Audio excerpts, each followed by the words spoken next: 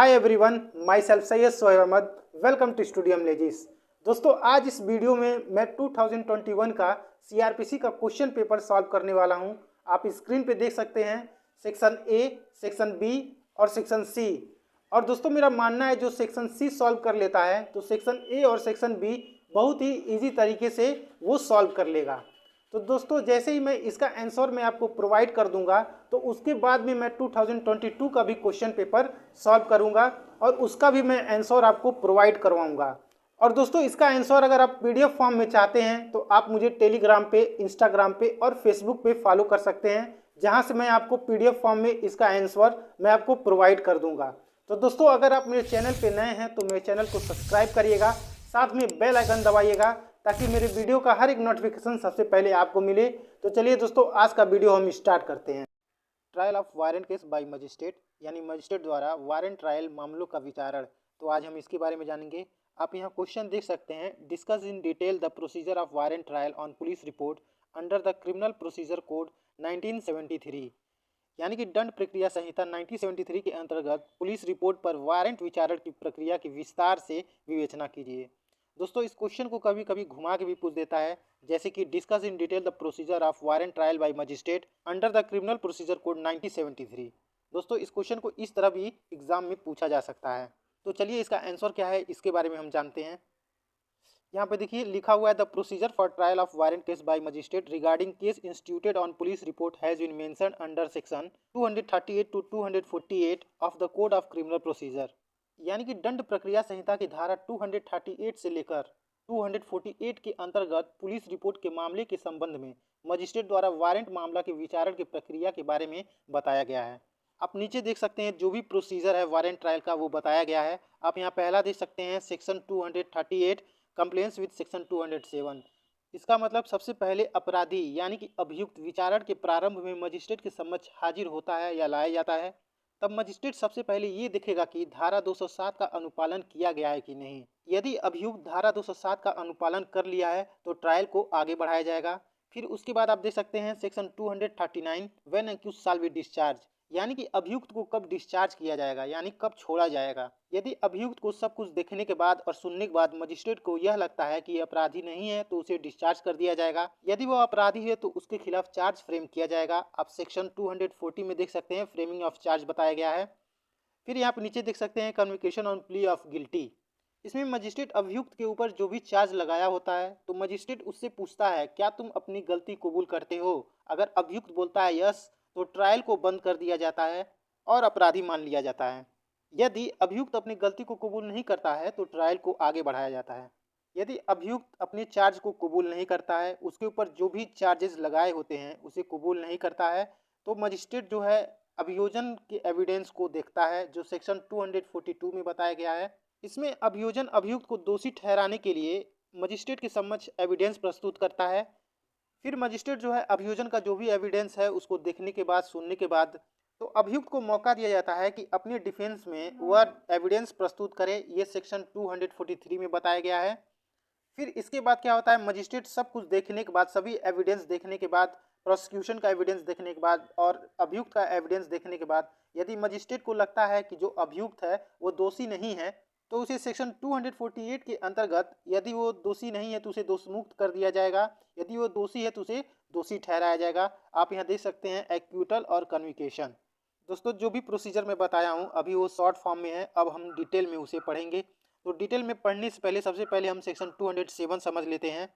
आप देख सकते हैं section 207, when the accused appear before the magistrate at the beginning of trial the magistrate shall certify himself that he has applied to the accused copies of FIR, police report यानी chargesheet, confession and other document etcetera. यानी कि जब अभियुक्त magistrate के समक्ष हाजिर हो जाता है तब मजिस्ट्रेट यह देखेगा और अपने आप को सर्टिफाइज करेगा कि अभियुक्त को एफआईआर की कॉपी, चार्जशीट की कॉपी और कन्फेशन और अदर डॉक्यूमेंट उसे प्रोवाइड कर दिया गया है कि नहीं। तो आप सेक्शन 207 समझ गए होंगे। अब हम आगे देखेंगे section 238 complaints with section 207। Section 238 जो बताता है धारा 207 के अनुपालन के बारे में। सेक्शन 207 में आपको पहले भी बता चुका हूँ, चलिए एक बार मैं फिर से बता दे रहा हूँ। When in any warrant case instituted on police report the accused appear or बाउज before the magistrate at the commencement of the trial the magistrate shall certify himself that he has complied with the provision of section 207। जब किसी warrant मामला में police report पर जब कोई मामला start होता है यानी कि ट्रायल स्टार्ट होता है तो मजिस्ट्रेट के समक्ष अभियुक्त हाजिर होता है या लाया जाता है। तब मजिस्ट्रेट यह देखेगा और अपने आप को सेटिस्फाई करेगा कि धारा 207 के उपबंधों का अनुपालन अभियुक्त कर लिया है या नहीं। यदि अभियुक्त धारा 207 के उपबंधों का अनुपालन नहीं किया है तो मजिस्ट्रेट के द्वारा धारा 207 का उपबंधों का अनुपालन कराया जाता है। फिर उसके बाद ट्रायल को आगे बढ़ाया जाता है। तो आप सेक्शन 239 पे आ जाएंगे। When accused shall be discharge, यानी अभियुक्त को कब अनुमोचित किया जाएगा, यानी अभियुक्त को कब छोड़ दिया जाएगा, इसके बारे में हम देखेंगे। If upon considering the police report of the document sent with it under section 173 and making such examination, if any of accused as the magistrate think necessary and after the giving prosecution and the accused an opportunity of being heard, the magistrate consider the charge against the accused to be groundless, he shall discharge the accused and record his reason for so doing। यदि धारा 173 के अंतर्गत police report और उसके साथ भेजी गई दस्तावेजों पर विचार कर लेता है और मजिस्ट्रेट को आवश्यक लगे तो अभियुक्त का परीक्षा लेता है उस पुलिस रिपोर्ट के और डॉक्यूमेंट के हिसाब से। फिर उसके बाद अभियोजन पार्टी यानी प्रोसिक्यूशन पार्टी को और अभियुक्त पार्टी को सुनने का अवसर देगा।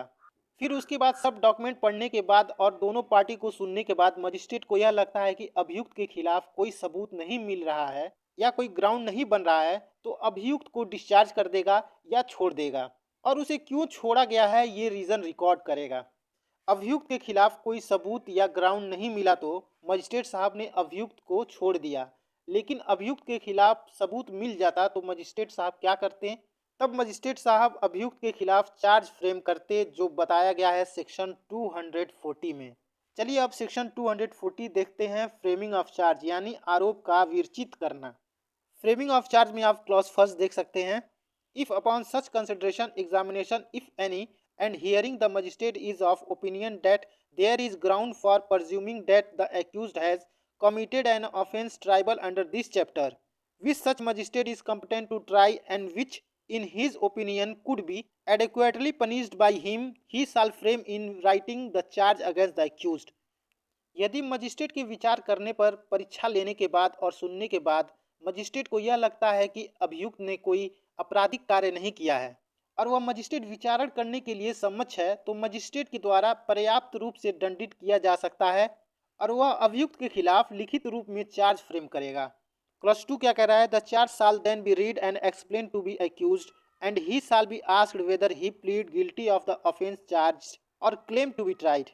इसका मतलब ये हुआ मजिस्ट्रेट जो भी अभियुक्त के खिलाफ चार्ज फ्रेमिंग किया था तब वो आरोप अभियुक्त को पढ़कर सुनाएगा और समझाएगा और उससे यह पूछेगा कि क्या आपके ऊपर लगाए गए आरोप को स्वीकार करते हो या विचारण करने का दावा करते हो, यानी कि ट्रायल को आगे बढ़ाना चाहते हो। Section 241 conviction on plea of guilty यानी दोषी होने का गुनाह कबूल करना, इसके बारे में हम देखते हैं। इसमें क्या लिखा गया है? If the accused pleads guilty the magistrate shall record the plea and may in his discretion convict him thereon, यानी कि यदि अभियुक्त अपना आरोप कबूल करता है तब मजिस्ट्रेट उसके आरोप कबूलने पर उसे रिकॉर्ड करेगा और अपने संविधा अनुसार उसे दोषी ठहरा सकता है या विचारण को आगे बढ़ा सकता है, यानी ट्रायल को आगे बढ़ा सकता है। अब यहाँ देखिए, अगर मजिस्ट्रेट चाहता तो उसे दोष सिद्ध करके ट्रायल को बंद कर सकता था, लेकिन मजिस्ट्रेट जो है अपने संविधा अनुसार यानी अभी उसे लगता है कि ट्रायल को आगे बढ़ाना चाहिए तो वह ट्रायल को आगे बढ़ा सकता है। अब यहाँ देखिए, मान लीजिए अभियुक्त अपने आरोप को कबूल नहीं करता है और कहता है मैं अपने आरोप को कबूल नहीं करता हूँ और ट्रायल को आगे बढ़ाने का दावा करता है, तब मजिस्ट्रेट क्या करेगा? तब मजिस्ट्रेट अभियोजन पक्ष को सुनेगा जो सेक्शन 242 में बताया गया है, एविडेंस फॉर प्रोसिक्यूशन यानी कि अभियोजन के लिए साक्ष्य। तो इसमें क्लॉज फर्स्ट हम देखते हैं। If the accused refuse the plead or does not plead or claim to be tried or magistrate does not convict the accused under section 241 the magistrate shall fix a date for the examination of witness. यदि अभियुक्त अपना आरोप मानने से इनकार करता है या आरोप नहीं स्वीकार करता है और ट्रायल को आगे बढ़ाने का दावा करता है और मजिस्ट्रेट अभियुक्त को धारा 241 के अंदर उस अभियुक्त को दोषी नहीं ठहराता है तो वह मजिस्ट्रेट विटनेस की परीक्षा के लिए तारीख निर्धारित करेगा। अब यहाँ पे क्या लिखा गया है? Provided that the magistrate shall supply in advance to the accused the statement of witness record during the investigation by the police. और पुलिस के इन्वेस्टिगेशन के दौरान जो भी विटनेस के स्टेटमेंट को रिकॉर्ड किया गया था वह रिकॉर्ड उसे मजिस्ट्रेट के द्वारा एडवांस में दिलवाया जाएगा। यह अभियुक्त का स्टेटमेंट और रिकॉर्ड इसलिए दिलवाया जाता है ताकि बाद में उसे प्लीडर के द्वारा उस एक्यूज से क्रॉस एग्जामिनेशन किया जाए एविडेंस के लिए। अब सब क्लॉज 2 हम देखेंगे। The magistrate may on the application of the prosecution issue the summons to any of its witness directing him to attend or to produce any document or other thing. Magistrate अभियोजन के आवेदन पर उसकी witness में से किसी को बुलवाना हो या कोई दस्तावेज मंगवाना हो या अन्य चीज मंगवाना हो तो जिसके पास यह दस्तावेज मौजूद है मजिस्ट्रेट उसे सम्मन भेजेगा और विटनेस को भी। अब आप यहाँ देखिए, जो सम्मन भेजा गया था अभियोजन के आवेदन पर कि सभी विटनेस या कोई दस्तावेज को सम्मन के निर्धारित तारीख पर मजिस्ट्रेट के समक्ष हाजिर होना है, तो आप सब क्लॉज 3 में देख सकते हैं वो तारीख आ चुका है। तो इसमें क्या लिखा गया है, on the date so fixed the magistrate shall proceed to take all such evidence as may be produce in support of the prosecution. यानी कि उस तारीख पे मजिस्ट्रेट अभियोजन के सभी साक्ष्य को देखेगा जो अभियोजन के समर्थन में पेश किया जाता है। Provided that the magistrate may permit the cross examination of any witness to be deferred until any other witness or witnesses have been examined or recall any witness for further cross examination। यानी कि magistrate उन सभी witness का cross examination करेगा जो अभियोजन के समर्थन में पेश हुआ है और तब तक क्रॉस एग्जामिनेशन करेगा जब तक अन्य सभी विटनेस का क्रॉस एग्जामिनेशन नहीं हो जाता है। और मजिस्ट्रेट चाहे तो किसी विटनेस को दोबारा बुला सकता है क्रॉस एग्जामिनेशन के लिए। अब देखिए, मजिस्ट्रेट जब एग्जामिनेशन लेगा तो सबसे पहले एग्जामिनेशन इन चीफ करेगा, फिर क्रॉस एग्जामिनेशन करेगा, फिर री एग्जामिनेशन करेगा।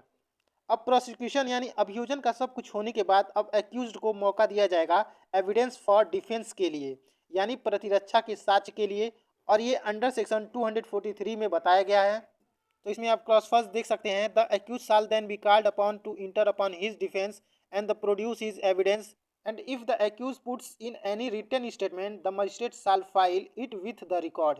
इस सेक्शन में मजिस्ट्रेट एक्यूज से बोलेगा कि अपना डिफेंस पेश करो या कोई एविडेंस पेश करो। यदि एक्यूज कोई लिखित कथन देता है तो मजिस्ट्रेट उस लिखित कथन को रिकॉर्ड कर लेगा। अब सब क्लॉज 2 देखते हैं। If the accused after he has entered upon his defence apply to the magistrate to issue any process for compelling the attendance of any witness for the purpose of examination or cross examination or the production of any document or other things the magistrate shall issue such process unless the considered that such application should be refused on the ground that it is made for the purpose of vexation or delay or for defeating the ends of justice and such grounds shall be recorded by him in writing। यानी कि accused अपने defence को प्रस्तुत करने के पश्चात magistrate से आवेदन कर सकता है किसी विटनेस को बुलाने के लिए, उसका एग्जामिनेशन या क्रॉस एग्जामिनेशन के लिए, और या कोई दस्तावेज या अन्य चीज पेश करने के लिए मजिस्ट्रेट को आवेदन कर सकता है कि इन सब चीजों को बुलवाने या मंगवाने का प्रोसेस इशू कर दीजिए। अब यहाँ पे देखिए, मजिस्ट्रेट एक्यूज्ड के आवेदन पर जारी करेगा यानी सम्मन या प्रोसेस इशू करेगा।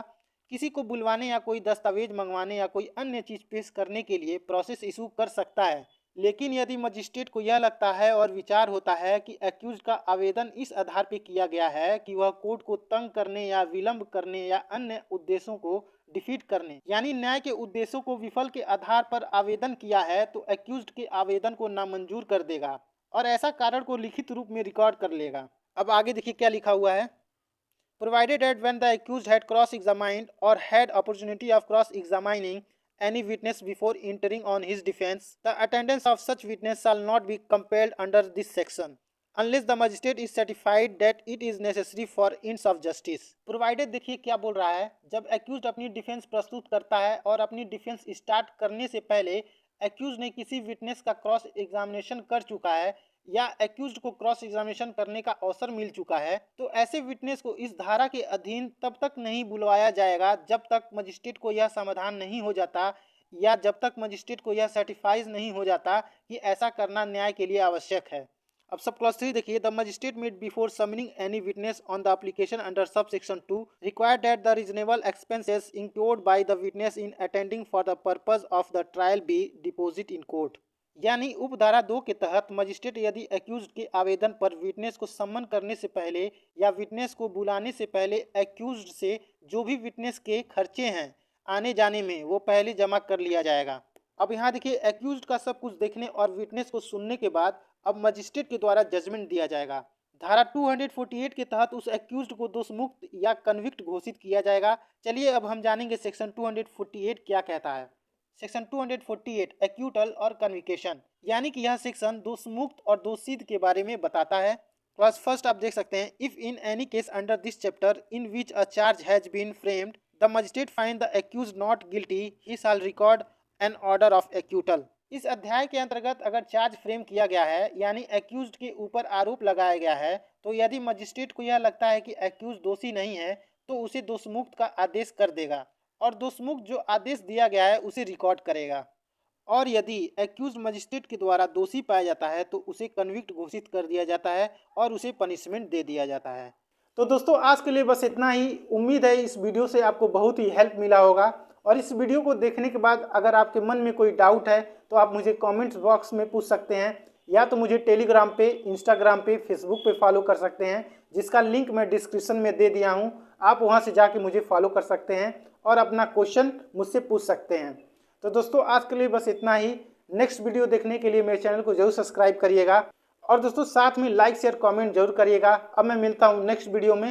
जय हिंद।